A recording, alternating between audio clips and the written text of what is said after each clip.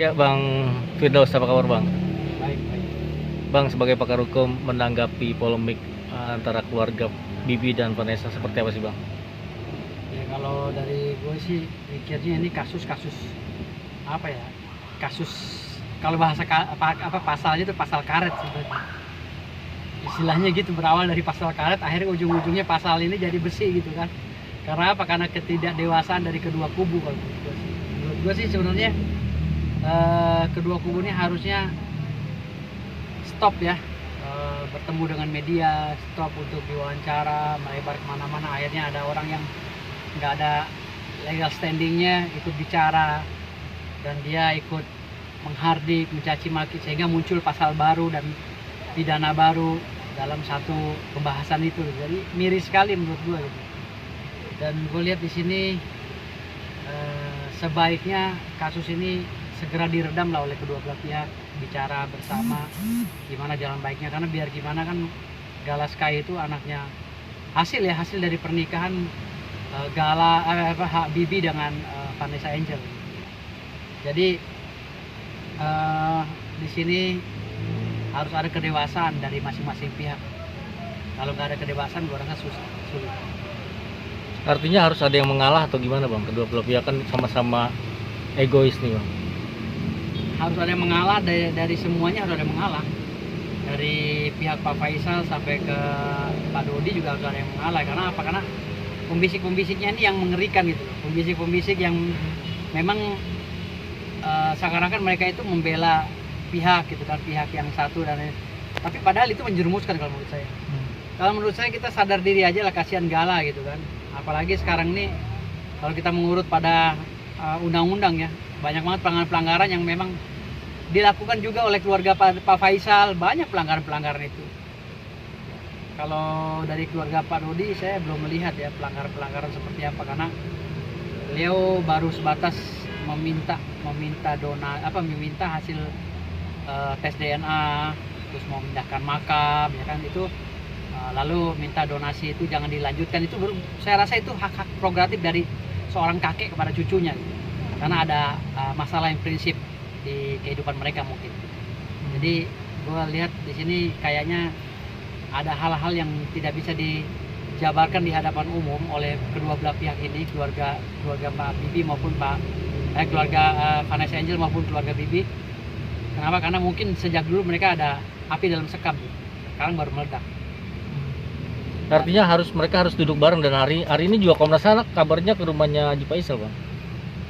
Gua rasa sih Komnas HAM juga bagus menangani permasalahan itu, karena kasihan Gala Sky ya. Gala Sky ini kan masih kecil dan dia tuh kertas putih, nggak tahu apa-apa, nggak tahu menahu masalah konflik internal antara kedua belah pihak. Dia tuh anak yang memang nggak ngerti, orang ribut pun dia nggak tahu itu apa bentuknya, kan orang nggak ada penjelasannya konkret. Kalau masih kecil tuh kita nggak tahu itu ribut atau bom meledak pun Gala nggak tahu. Dia taunya ketawa-ketawa, ngeliat orang lucu ketawa-ketawa, namanya dia kan masih separuh di akhirat separuh di dunia, rohnya dia gitu. Artinya di sini kita sebagai orang dewasa harus memahami itu. Seperti orang berbicara bahwa keluarga Pak Faisal akan pantas ya kan membesarkan Gala Sky. Enggak juga kalau menurut saya gitu loh. Pak Dodot juga dianggap tidak pantas karena dia mungkin finansialnya kurang dibanding Pak Faisal gitu. Bagi gua enggak juga. Banyak hal-hal yang memang akhirnya setelah gue meneliti dan mengamati ya, banyak juga poin plusnya juga untuk Pak Dodi. Coba kita lihat didikan Pak Dodi ini kan, anak-anaknya kita bedakan dengan anak-anaknya Pak Faisal ya. Coba kita dampingi anak-anaknya Pak Faisal dengan anak-anaknya Pak Dodi, nggak sebanding. Pak Dodi ini anak-anaknya masih kalem, masih kasarnya virgin lah ya, masih virgin dan nggak tahu menahu gitu kan masalah hedonis dan glamoris gitu kan. Tapi kalau kita lihat keluarga Pak Faisal kan semuanya udah mengerti pergaulan gitu kan. Kita nggak tahu pergaulannya sejauh mana kan, ada isu katanya ke diskotik lah gini-gini. Jadi kalau gue masih berpandangan positif lebih kepada Pak Dodi gitu, karena Pak Dodi ini kan orangnya memang nggak bisa ngomong satu ya, kedua juga memang dia ada masalah pribadi. Mungkin sejak dulu Vanessa malu memperkenalkan Pak Dodi di hadapan umum sebagai orang tuanya, karena orang tuanya mungkin tanda kutip ya, dia mungkin ekonominya kurang dan lain-lain. Jadi dia hanya mengedepankan keluarganya Pak Faisal karena dianggap materinya lebih, kan banyak anak yang seperti itu. Banyak anak yang malu memperkenalkan orang tua karena orang tuanya susah misalnya gitu. Kan banyak seperti itu gitu. Jadi tidak tertutup kemungkinan juga hal-hal ini juga yang menjadi faktor sehingga Pak Dodi tidak pernah berkumpul dengan anaknya gitu loh. Hal ini ya tapi tidak dibicarakan oleh orang tua karena beliau masih bagus. Nah sementara di lain pihak Vanessa Angel seumur hidupnya mungkin mau berbakti kepada orang tuanya, ekonominya pun belum menanjak kan gitu. Mau bergulir juga ekonominya, mau digulirkan juga hartanya ke Pak Dodi, dia ingin berbakti pada orang tuanya, dia nggak enak sama suaminya, mungkin gitu. Jadi ada jurang yang memisahkan ini sehingga miskomunikasi ini berkepanjangan. Dan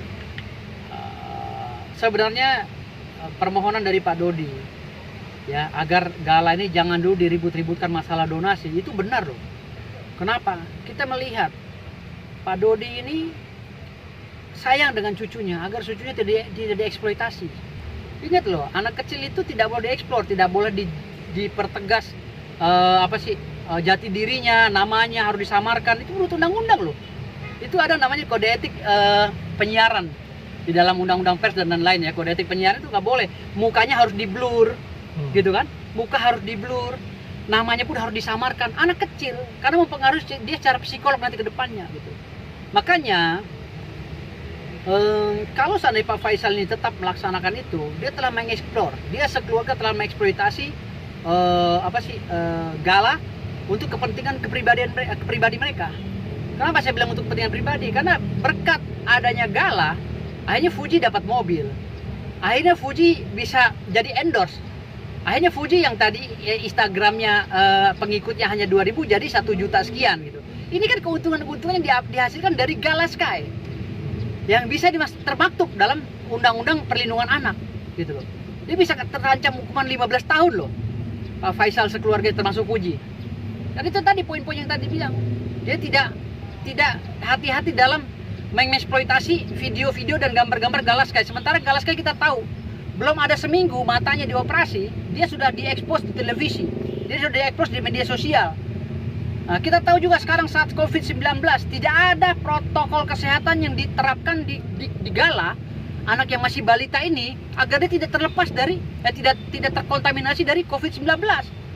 Saya lihat dari pertemuan-pertemuan yang ada di video-video yang disebarkan oleh Fuji dan keluarga Pak Faisal, nggak ada sama sekali memenuhi unsur protokol kesehatan. Nggak ada. Ini riskan buat Gala jadi kena penyakit nantinya gitu. Riskan juga buat Gala tereksploitasi. Ketika Gala sudah besar, ini jejak digital nggak bisa dihapus. Dia akan membaca tuh dan melihat. Ketika otaknya sudah terisi dengan penuh, di umur sekian, di umur 10 atau 12 tahun, dia akan melihat, oh ternyata dulu gue lagi bayi begini, lagi kecil begini, lagi balita begini, kemana orang tua gue, kemana kakek gue, kenapa nggak melindungi gue malu ini, jadi anak yatim piatu. Harusnya, sesuai dengan undang-undang, identitas Gala jangan disebutkan. Karena akan minimal secara psikolog akan mempengaruhi moral dan mental dia nanti ke depan, dan dia akan putus asa dan menjadi tidak benar nantinya gitu loh Bang. Gala itu ibunya masih ada waktu dia main-main di TikTok segala macam. Betul, pada saat ibunya masih ada, Gala itu masih masih memenuhi kewajaran lah ya, unsur kewajaran, kan tidak ada permasalahan. Walaupun itu agak melanggar ya, melanggar kode etik penyiaran, itu tidak boleh ini seharusnya diblur kan mukanya anak kecil itu, nggak boleh. Tetapi pasca ibunya meninggal ini ya, yang menjadi delik pada undang-undang perlindungan anak, ketika Haji Faisal dengan Fuji ya, adik Fuji mengunggah terus-menerus setiap kegiatan Gala per detik, per menit, per jam, per hari, yang tidak sama sekali dilindungi hak-haknya sebagai anak kecil menurut Undang-Undang Perlindungan Anak nomor 23 tahun 2002 gitu. Ini termaktub loh dalam pasal-pasal perlindungan anak, dan Fuji bisa terancam hukuman 15 tahun gitu loh kalau Fuji tidak merem ini. Nah, kenapa Pak Dodi juga melarang agar tidak mendonasi? Kenapa? Donasi ini sepihak. Karena dalam undang-undang kompilasi hukum Islam dan lain-lain ya, harusnya kedua belah pihak menyetujui, dan kalau mau bangun yayasan dua-duanya harus tanda tangan antara kakek dan kakek ini. Kakeknya Gala Sky ini harus tanda tangan dua-duanya biar berimbang sebelum ada putusan yang ingkrah kalau memang ada gugatan.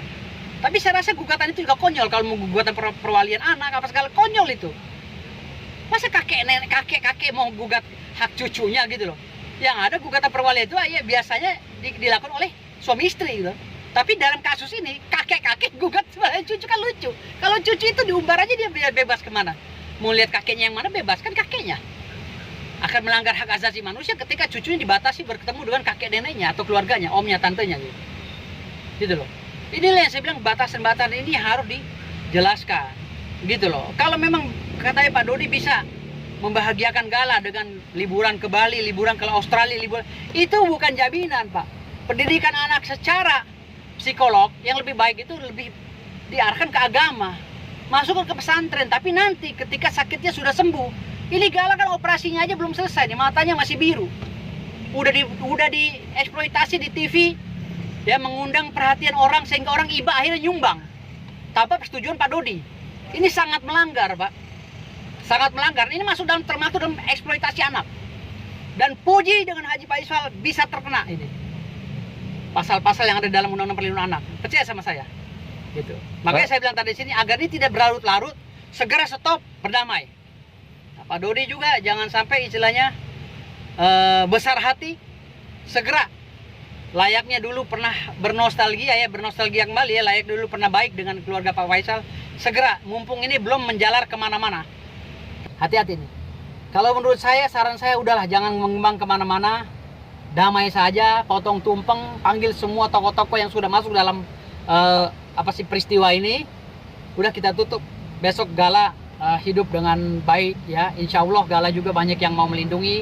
Kalau memang Pak Faisal, Pak Dodi tidak sanggup, saya siap, karena saya punya pondok pesantren yatim piatu, saya siap sampai dia besar, wallahi saya siap, saya akan membiayai Gala Sky sampai dia besar, mau kuliah di mana semampu saya, karena saya punya panti yatim piatu. Artinya harapan abang itu seperti itu, Bang, biar ini juga jangan sampai melebar kemana-mana lagi, jangan tutup lah kemana-mana, udah tutup, itu aja, nggak ada yang salah, nggak ada yang benar di sini, udah tutup, sama-sama salah, udah gitu loh. Pak Dodi juga jangan mendengarkan omongan orang, udah semuanya itu basi, pindah.